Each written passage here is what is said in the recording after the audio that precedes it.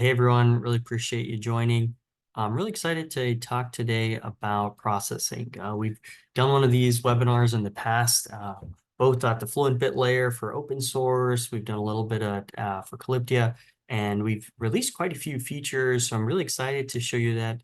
Today we'll focus on logs. We have an upcoming webinar that'll focus a little bit on trace and metric, but I'm happy to give a little bit of a preview on what that looks like.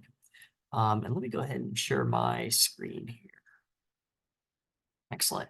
So welcome again to everyone. We're going to talk about transforming logs to meet your observability and security needs. Transformation of logs is a pretty hot topic. I think many enterprises are going through places where can they become more efficient, where can they reduce noise, where can they provide more context and more awareness to developers as they're debugging or troubleshooting issues so that they can do those things faster. And really today, we want to talk a lot about how do we do that from a security side, how we do that from an overall processing side. And we'll talk a little bit about Calyptia Core. So for folks who aren't familiar with Calyptia Core, what it is, how does it deploy, what are some of the use cases, we'll talk about that.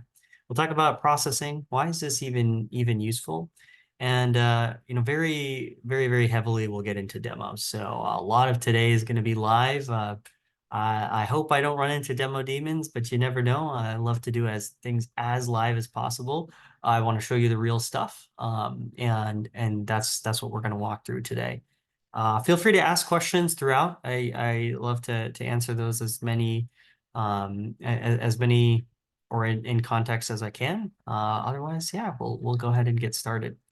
So a little bit about myself. I've co-founded a company, Calyptia, that's now been acquired by Chronosphere. I'm one of the maintainers in the Fluent bit, and a pretty active community member. So you'll see me throughout the Slack channel. You'll see me in some of the community meetups. I've contributed to some of the books and other materials that are out there. So very much love to discuss anything and everything that exists around telemetry pipelines and telemetry agents, OpenTelemetry, FluentBit, Fluenty, and get into all of those details there.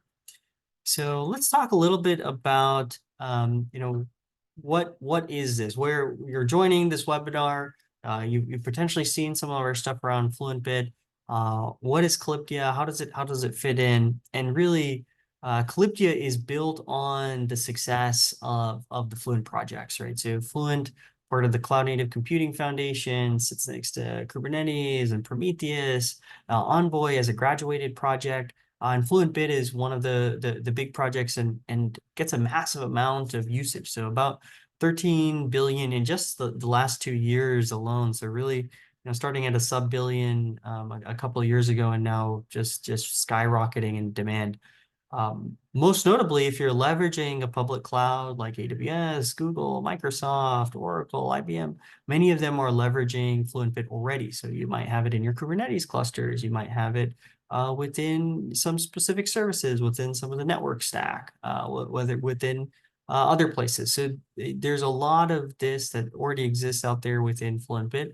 And with Calyptia, we really saw this desire of, hey, how do we help users who are going in this journey of trying to bridge and have vendor neutrality and communicate with many different backends and give them a bit of ease of use.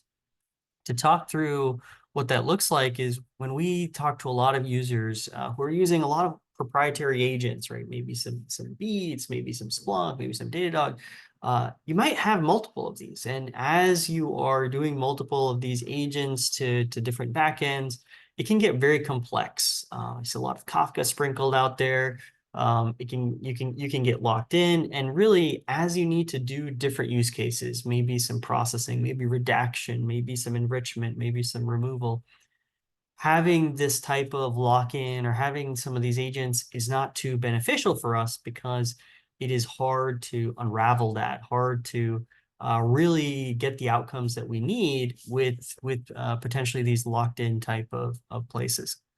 So this is where Calyptia comes in. We're not just something that is, hey, drop in FluentBit and there you go. We think of it as a full telemetry pipeline type solution. So something that helps all the way at the edge, whether you're doing the collection, whether you're doing the parsing, How do you go and deploy that on old legacy systems? How do you deploy that on your cloud native environments? How do you deploy it on serverless environments?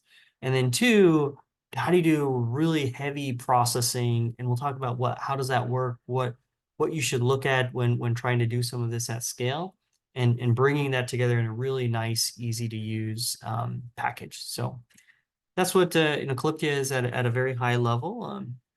And I'm eager to show folks here what this all looks like. So again, we're going to spend a lot of time in the demos here. So next up, let's talk about where does Calyptia come in? Like when we talk about processing, when we talk about routing, how can this actually work in my environment? So I'll give a really concrete example. Right, we had some user doing a lot of stuff with, hey, I've got Logstash, I've got some SIM requirements, I've got some stuff going on with Rocket Syslog, and how do I go and make sure that I am doing collection and doing it in a way that is appropriate for the organization, but also scalable, right? There's tons of times where I might not be doing any filtering. I have 5 different places I'm looking at for how am I collecting this data. And if someone, for example, leaves the organization, well, we might have something that's very bespoke or very custom that we're not going to be able to support, maintain, and provide a good service for the remainder of folks. So this is, again, where Calyptia can come in as a telemetry pipeline, give you that central view of how do I do collection, how do I do routing, where is it going, how do I do some of the filtering, how do I do some of the extraction, redaction, and also the high load of thousands, millions of events per second. So with that, let's talk about what does the architecture of Calyptia look like, and why that's important to something like processing. Now, Calyptia is separated into 2 distinct components. You have a management plane and you have a data plane. So with the management plane, we're really focused on giving you that experience of, hey, I have my SAML, my SSO. How do I do things like meta observability? How do I go and orchestrate this across all of my environments? And then the data plane actually is in your environment. So whether that's in your cloud account, whether that's on your virtual machine, whether it's in your Kubernetes cluster, really providing you a way to deploy that as close to where the data is being generated as possible. And so that's where we're going to talk a lot about the processing. And so the other scope of that is when we talk about processing, it's happening as close to the data as possible, right? When you think about the advantages of doing processing closer to where the data is being generated, if I'm in a cloud environment and I remove a bunch of that noise, that actually reduces my egress charge. My bandwidth limits are not as high or not as heavy. The second is it also reduces latency. So if I'm perhaps collecting a bunch of data and I'm routing it to my security backend, the detections, the rules, the alerts that then go and run on top of that can be operated faster, because it's just the latency of not having to fire this data out of my environment back into my environment, buffer it, and then fire it over. It just really sticking into that single place. And the last bit is security. When we think of all of the data that flows around, if something, let's say, for example, a username or a user ID accidentally fires up into another service, the awesome and the downside of having things like Amazon S3 is you've got 5 nines of durability, probably larger, right? 5 nines of durability. And if you have that, great, it's backed up in so many different places, and we don't want that to be backed up because we need to get rid of it. So in a similar fashion, if you can do the processing, the removal, the redaction of that before it gets sent to the particular backend, then we can ensure that we're not giving away the secrets or giving away some of the personal data that could put us into some penalties with specific sovereignties or something like that. So let's talk a little bit about what type of processing is useful. Like why do we even need this, right? What can processing give us? And really, I like to separate it into 5 super easy to understand buckets. First is schematization. There's a ton of unstructured stuff out there. There's text files. We'll create a few in the demos here. And really, if we can parse this stuff, if we can give you a little bit of structure on top, it makes it so much easier when you're searching, when you're looking for something, when you're debugging, diagnosing, correlating, right? Having a host name that matches across all your logs. Excellent, awesome. So schema and formatting. Well, we'll talk a little bit about what that looks like. We talked about security, so removing sensitive information, masking, redaction. If we don't want that to exist in our backend environment, how do we get rid of it as things stream through? Removal, so excluding noisy logs. We'll talk a little bit about some strategies there. It's not just yes or no. It's not a binary type of thing. There's some really fun things you can do with reducing the noisiness in your logs. You could get rid of fields. You can get rid of particular characters. Punctuation can account for 2-3% of a log file. So we'll talk a little bit about what that looks like. Context, so enrichment. If I am firing a log, this might seem counterintuitive, but if I had a host name, maybe it makes the way that I search that log much, much faster. Maybe it makes the correlations that much better. Maybe GeoIP, AWS metadata, Kubernetes is a great example of good enrichments. And the last one, which I think is actually pretty unique to FluentBit and Calyptia, is processing for routing, right? When we think of processing, we are very fundamentally thinking of like, okay, I have record A coming in, I do some transformations on it, and then I fire it off to place B. Well, the reality is you can do processing and say, well, actually, this should be sent to B like this, it should be sent to C like that, it should be sent to D like that. And especially in our modern world of multiple backends, maybe ClickHouse, maybe OpenSearch, maybe Elastic and Splunk, I might want to do different things per backend. I might want to keep full fidelity for something like ClickHouse with schematization, and maybe for Splunk, I just leave it as is and do some schema on read when I do a search query. So you have that flexibility, and how do we do the routing? What do we want to keep? Where do we want to keep it? And we'll talk about how you can do some of that. Now, the last bit, which is, I think, interesting before I jump into the demos, is how can we do processing at scale? And I'll talk about this at a high level of what I think is just good practices. And two, how do we do this within Calyptia itself? So the first is just good practices for processing.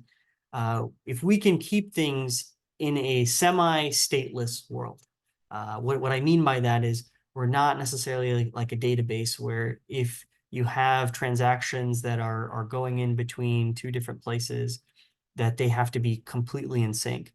If we treat almost every stream as something that can be split into multiple parts, and then take each of those multiple parts and process them independently, it can give us speed, it can give us scale.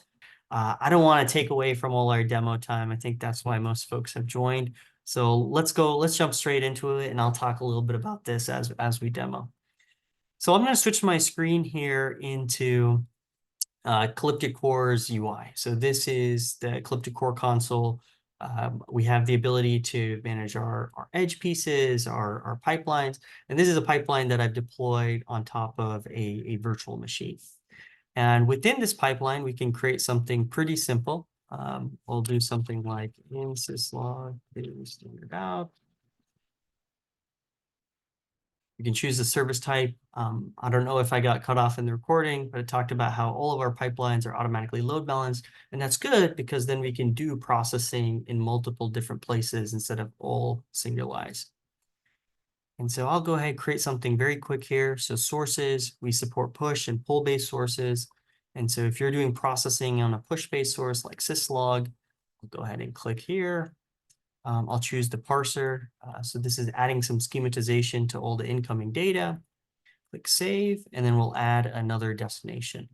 So from a destination side, I'm just going to choose standard out, but to talk a little bit through what these places are is we support, multiple observability backends, data backends, SIM backends, and of course, some of the big cloud provider services and open source formats.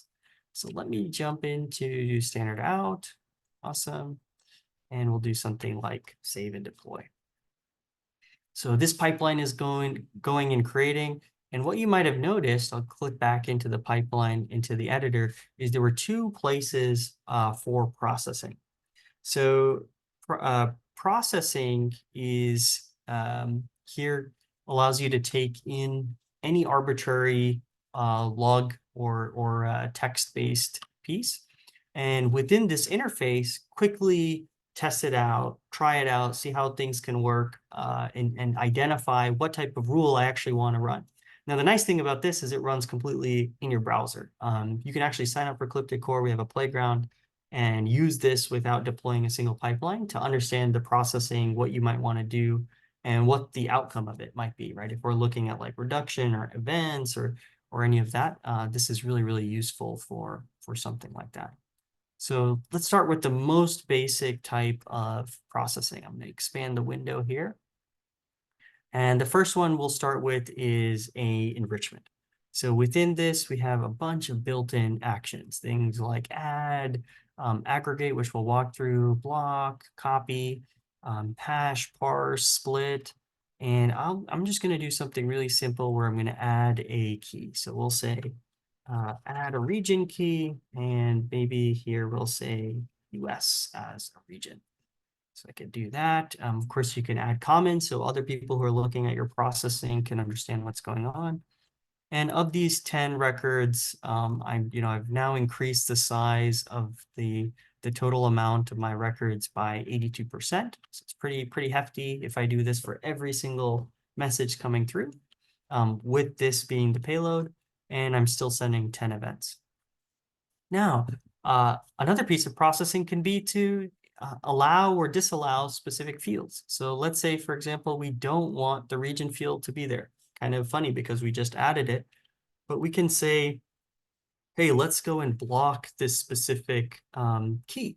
We're gonna block the region key. We don't want that actually to exist. And we can then go remove that, and we're back to exactly where we were before. So within this processing interface, I can turn these things on, off, see what the effect might be if I turn on one versus the other.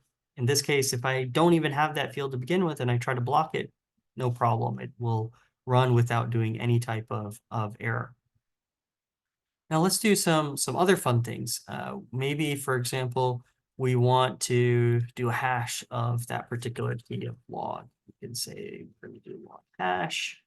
We can choose the specific type that we want to do. I'll just keep it SHA-256. And here, great, we have log hash, adding a big hash key on top of the entire record. So we can see, okay, this is what that looks like. And obviously, this is a pretty big, hefty additional percentage on top of it. So we can do things like that as well. Now, let's go find some more fun logs. And to do that, I'm going to bring in a set of sample logs. And these are just live samples you can find on the web. But I really want to show, how can we do things as live as possible. So first, we're going to talk through maybe some of the common types of log formats that we have. Now, one interesting thing, I'm going to turn off all the processing rules and just keep things as is you'll notice that in the raw side, I have kept everything just arbitrary without the log key. And second is when I do send it through, I do have this log key. What happened? Well, the fun thing is when Calyptia receives data that isn't in any type of schema, JSON schema, or anything like that, we'll auto-append this log key. Doesn't mean that when we send it to the backend that it's going to have this key. You can send things raw. You can keep things exactly as they were, uninterrupted. But it does help us when we start to do some of these processing transformations. So say, for example, we want to do parsing. We want to do redaction. Right? Instead of just saying, okay, fire away at the entire message, we can use this key to say, only look at the log key when you do this particular transformation. So let's say, for example, I just grabbed some nice Azure activity logs. I'm going to switch to JSON here from raw to JSON. I'm going to do, Let's switch back here. We'll copy this and I'll just paste it.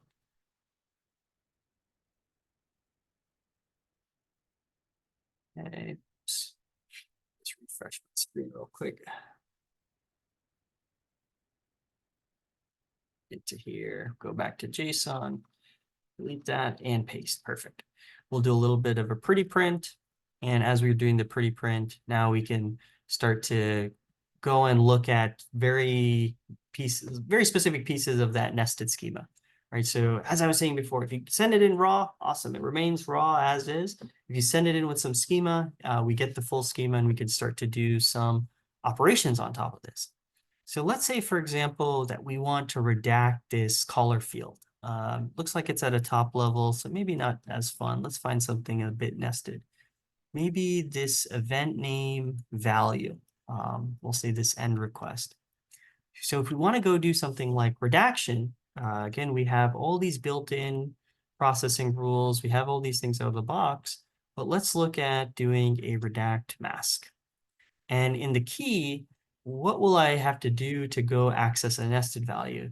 So because it's already schematized for us, we can say event name dot value, and we'll just add a $ in front of it. So if we add the $ in front, that will keep it so we're accessing the nested value. And I'll put a regex. I'm just going to do .star. So everything in that field, we'll keep the replacement characters as star.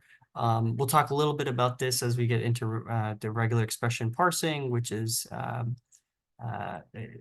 And I'll go ahead and run that. Cool. So now if I go to event name, perfect. Here's the value and it is now redacted. If we want to see it without that redaction, let's go back here. There it is. Without the redaction, with the redaction, boom. And JSON is fun where all the keys can fly up and down, but we try to keep it as close as possible. So here's the value redacted. So that's a really nice piece. And as we do more JSON-based things, we can even take it a step further. So let's say, for example, this authorization side. I don't really want to keep this field or this key. I'm going to go ahead and flatten that. So within this action, we can do a flatten subrecord. We're going to look at the authorization key. We'll keep the other settings as is. I'll run that. And now the events under authorization, which if we go on this side, let's go search it here. This action and scope are now at the very top level. So here's the action all the way at the top, and then here's scope a little bit down below. Now, the other piece that comes in with noisy logs is many of these fields might not be that valuable, right? We might not need to keep everything around. We might only need to keep one or two things.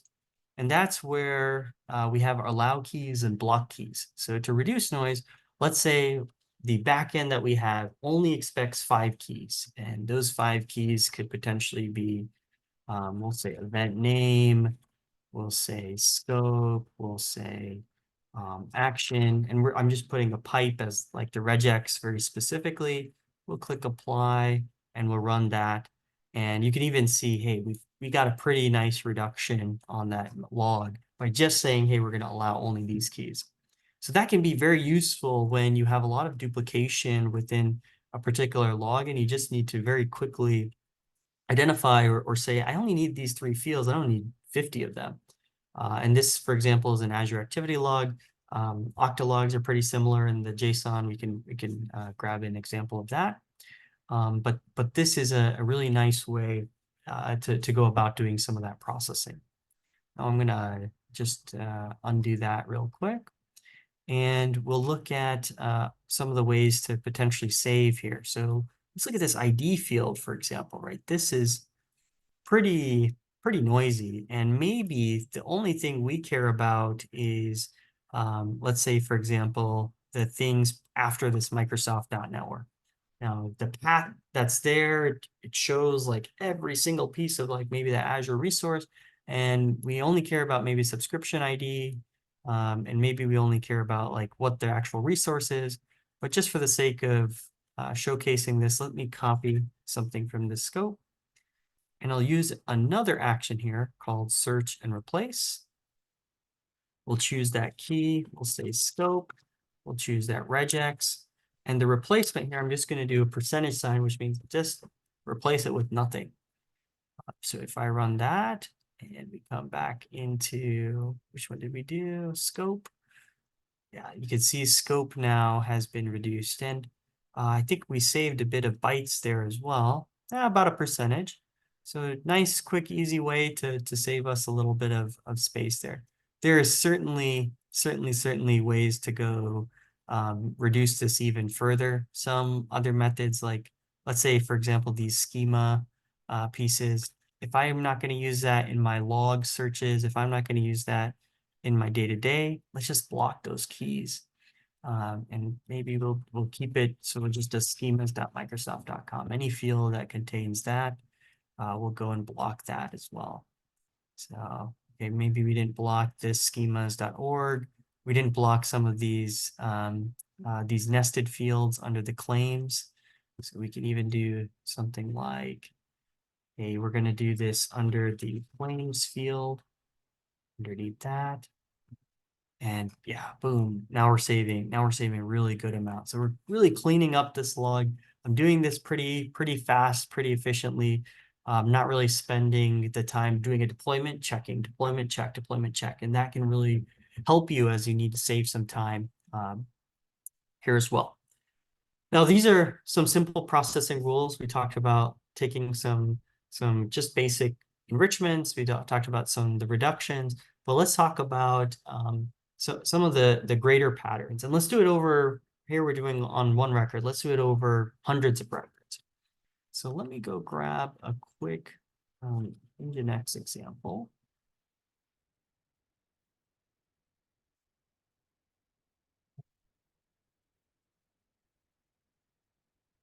Now, and I'll even prompt any audience participation if you have a fun log that you want us to try to process. Sure, happy to do it. Well, happy to do it live. So I'm going to go ahead and just refresh to get a blank view of the processing rules. So obviously, before you save, we'll save it in the browser cache, but if I don't save it, then it doesn't apply. And here I have 450 Nginx logs. So similar to those lines that I had before, I can see all of these having the log field, and I have same 450 events or so. Now, when doing processing with Calyptia and using this interface, we recommend about maybe a couple hundred events. Anything more than 1,000, and it does bottleneck the system. So recommend using like less than 1,000. And then from there, let's do something really simple. Let's reduce this by saying anything that contains a 200. Anything 200, we are going to reduce.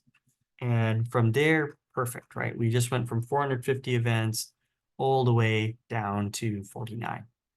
Now, that's a great way to do some just basic policies. Don't send us debug. Don't send us trace. Don't send us something that contains a 200. And so we will go and then say, hey, let's go and schematize this, right? This is actually still pretty raw. And I think Nginx has a pretty nice way to go do this, this type of processing. And the nice thing in Calyptia, we have a lot of these parsers here that we can just pull from. Actually, this might be an Apache 200. Might be the same regex, actually. So I'll go ahead and add a new action here, parse, choose log. Delete the first bit part there. And the nice thing with our parsers is we totally understand that you might have built a ton of these over the years. And you might have done those with POSIX. You might have done that with Fluent and Oniguruma. We might have done PCRE. You might have done TRE. You might have done Godot. You might have done Grok, which is not here today, but is something on our roadmap. And as we understand that, it makes sense for us to go say, hey, we'll add that so you can just start bringing in those parsers the way that you've constructed schematization on top of your unschematized logs. And make it so that you can then produce things like this. So for example, here, I'm now providing on top of this raw log a new parsed field that has the extractions that we want. Really good question in the chat. Can a completed set of processing rules be downloaded as a config file for a manual client deployment? Yes. So you can take all of these processing rules. They can be exported, and they use and they can be imported into other pipelines. They can be reused. You can even use templates here throughout the entire system. So let's do another fun thing here too. I'll just get rid of the block record so we can do parsing on top of all of these. And I think one thing that's really important as well is we also want to understand how processing impacts our pipeline. Yes, everything is persisted, so it can go and do some of the persistence, but how does it actually impact my pipeline from like a CPU side? So we enabled this thing with what's called enable profiling, and it actually only runs on top of, let's see, we remove this event real quick, and then we'll do this here. And if we go all the way to the bottom, you'll see it will print out in milliseconds how long this took to process. So we did 400 something calls. The total time was about 5.4 milliseconds to process all of these with the parser. And the average time was 0.01 milliseconds. So about 11 microseconds, if you will. So this is great when we want to learn like, hey, do we have an accidental regex or parsing that is doing something that's a bit crazy and we're not sure if that's actually going to be efficient for us. So I'll disable that for now. And yeah, we'll just have our regular piece here. And I'm going to do some aggregations. Actually, I don't really care about the entirety of these logs, but I don't want to delete those things. I just want to get a summary of how many 200s, how many 400s, how many 500s. So to do this, I'll add another action. I'm going to do the next one. I'll delete that log key. It's not really needed. Delete log key. Apply that. Do a quick test. Great. Next, I'm going to take parse and I'm going to flatten this. So I want everything to be on the top record. So add new action and go do flatten. Here's flatten subrecord. The key I'm going to use is parsed. And you can see I'm not adding comments to all of them. I should. That's good maintainability for these things. And as you share them, as someone asked, hey, can we take these processing rules and give them to other folks? Yes. And we should add comments there so they know why did we do what we did. So I'm flattening it. Perfect. And next, I'm going to use this aggregate records. Now, aggregate records runs on a time window. So many of these different processing rules can run on top of time windows. So we say deduplication, aggregation, sampling. We look at a time window of all those events. If I have 1,000 events per second, I might want to aggregate on 1,000 events or on 5 seconds for 5,000 events. So in this case, I'm going to just, when we do this in the browser, we treat everything as a time window of, say, everything is just 1 second, even if it contains the time. Just make life a little easy. And then from a select keys, we have to use JSON. I know this is not the most ideal way to do this, and SQL would be way better. That's in process. But if I still want to go and look at how does this thing work, let's go say I want to select the code key. So I want to know how many 200s, how many 404s, how many 500s. And the next thing is I'm going to, let's do, say the count. And we're going to do the count of code. Yeah, say code. And we could start with just that for now. Oh, sorry about that. We'll do count. Should just be count as well. That's the function that we're going to run. And boom. So the way that we do it, we support count, max, sum, min. So some of these kind of basic levels of compute. And here I'm just saying, let me go select the code piece. I want to get a new field called count, and then I want to use the function called count on that as an aggregation. And I'm running that across all 450 events. That's why my time window says 450. In this case, You can see like it does 450 and then there's an extra. So I'm just going to do 455 to handle all of them. So about 398 200s, 17 404s, 9 500s, and 26 301s. Now, why is this interesting for us? Because what we could do is from a processing side, let's just click apply real quick. You'll see that this thing lights up with a, hey, it's a processing rule that's out there. You can test it. We could say, for example, routing this to another backend, let's say S3, call something archive, choose gzip compression. And now let's pretend this is a costly backend.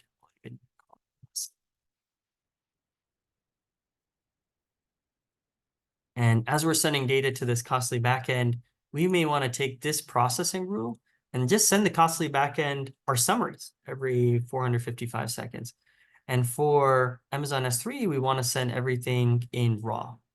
Now, the place that I put this processing rule in today is on the input side, but we can also customize the processing on the output for the costly backend and the output for S3.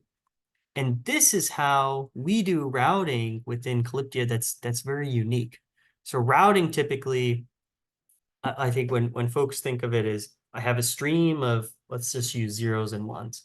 And I take that stream of 0 and 1s, and maybe I want the zeros to go here and I want the 1s to go there.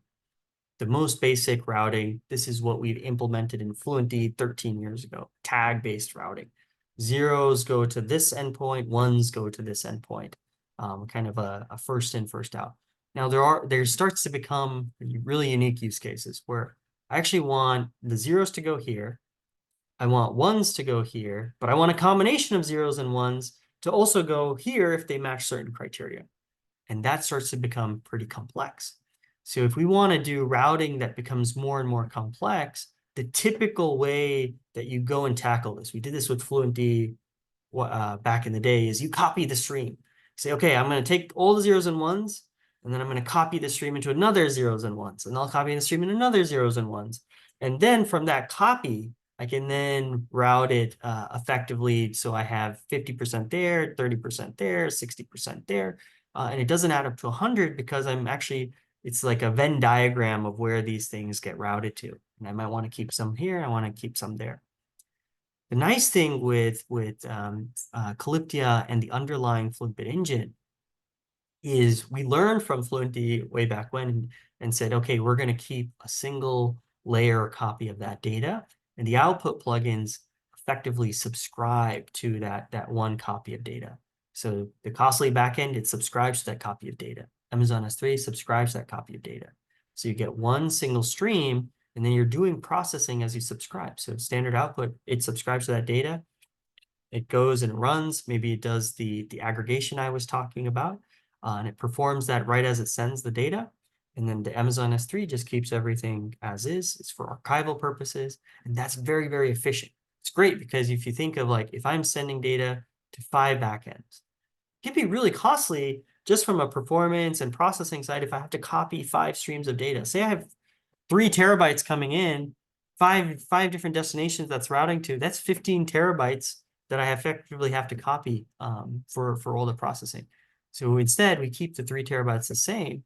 We use pointers and things that we had back in the day to subscribe to that data, do some of the transformations. And that's really what makes processing very, very powerful with this type of architecture with Calyptia, right? Not to even say, this is then multiplexed between multiple replicas, multiple processes that are handling all that different data volume. So next, let's go back to our aggregation rule that was running here. Right, we can then also run calculations on top of that. So I was talking about, let's say, averages, and maybe I want to generate some metrics around this.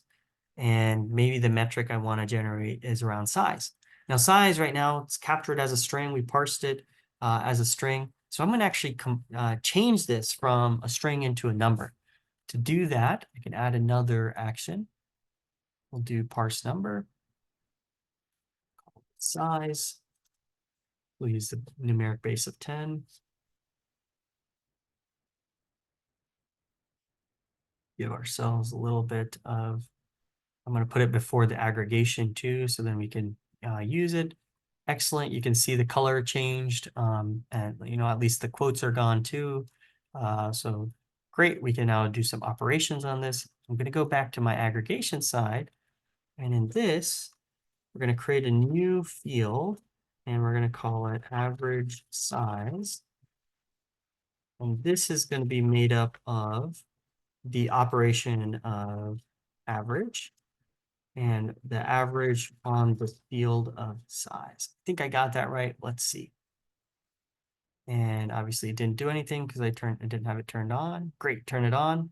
And perfect. Okay, so now we got the average size. So for the 200s, almost like 5,000. For the 404s, this much, 500s this much, and 300s this much. So we now are separating and doing calculations on top of each of those. So it's really great for us if we want to do like a couple of these, rebuild how this thing looks, and then do some of these aggregations, maybe send it up as a metric, right? So instead of having to send this up as a raw log.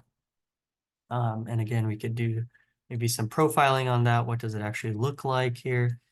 Each of these represents the processing rule that's running here. So parsing, how much is deleting costing us? How much is flattening costing us? How much is parsing the number costing us?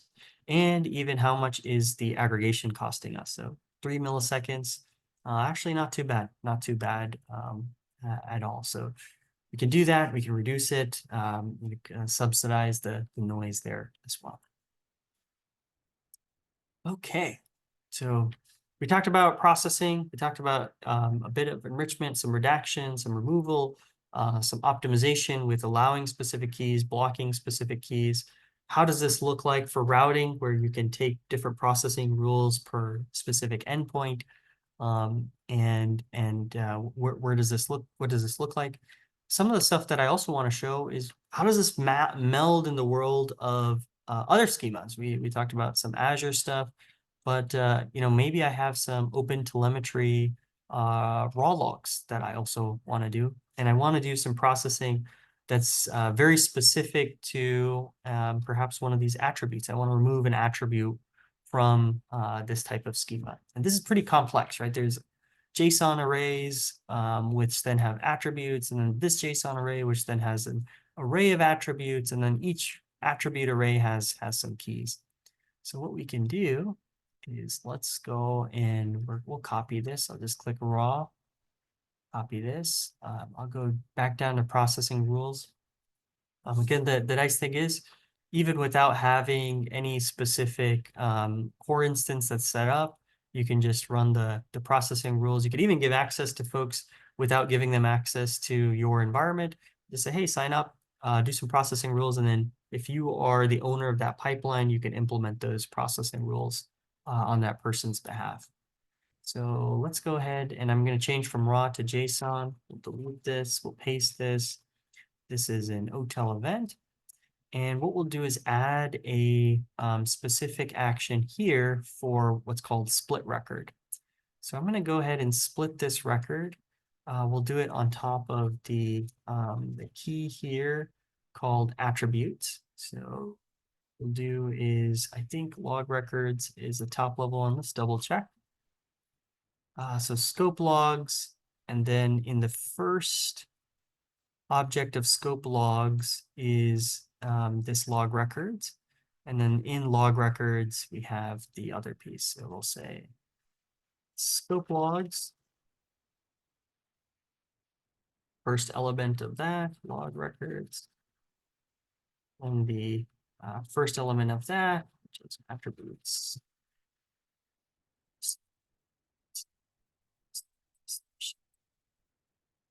Split. I don't think I put that in correctly. Let me check here. Turn it off. Scope logs. First element, scope. Maybe it's the second. So we'll say scope logs 1. Misspell anything here? Log records. Let's see.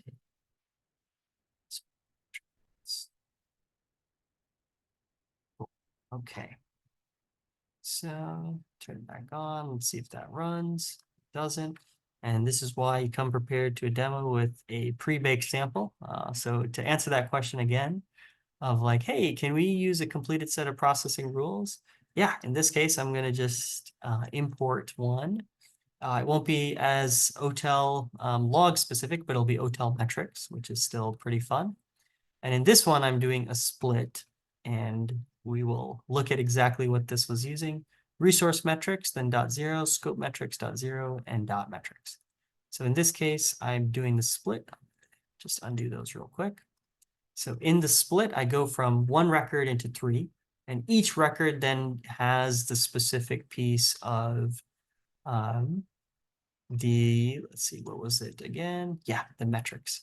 So there's how many metric fields, there's my counter, there's my gauge, and then there's my histogram. So actually I want three records, each record with one of these very specific metrics in it. And now from that, I'm going to remove one of those records. In this case, I'm going to remove it if it contains counter. So we'll just go click remove counter. And then I've gone from 3 events, each one independent, down to 2. And then I'm going to rejoin it. So after I've done some modification, I could treat these as independent records, or I could bring it back into a single record. And that's where I can do this join record here as well. And I'm going to rejoin it into metrics. So go back to that. And we're back down to one event. But from a standpoint of each of these, we'll have our gauge, and then we have our histogram. But if you look, the counter is gone because we've deleted that that counter attribute within this as well. So this is a very complex log type, right? It has arrays, it has JSON. You can see, right, that even with some of these more complex schema types, we can still do what you might need to do by leveraging the system that exists here, right? So we select the first event, the second event, delete that event, and go from there. So yeah, that's a bit of processing with split, block, and join. And yeah, I think that covers most of the use cases that we have. Another great place for like the split is, say, for example, you're pulling, this is an Okta system log, and I might want to split each of the individual events that come in as a giant array. So we can split that as well. Okay, so let's get back into the presentation just to wrap up here. And you know, again, the nice thing here is you get automatic load balancing. You can scale this up with replicas. I know I didn't really show it that much, but within this, if I want 5 parallel processes of processing, I just do something like that. And all the processing will happen across all of those. And then, you know, I, of course, keep all my code here as well. If I want to use something like Terraform or GitHub to actually do this, everything you see here is backed with the CLI as well. And for those who are really interested in the scale, you can get things like automatic persistence, auto retries, Kubernetes native with tolerations taints for high availability, pod rollout, disruption budgets, customizable service ingress. All these things as part of you know, how we think of pipelines and how processing really needs to be done for these high scale use cases.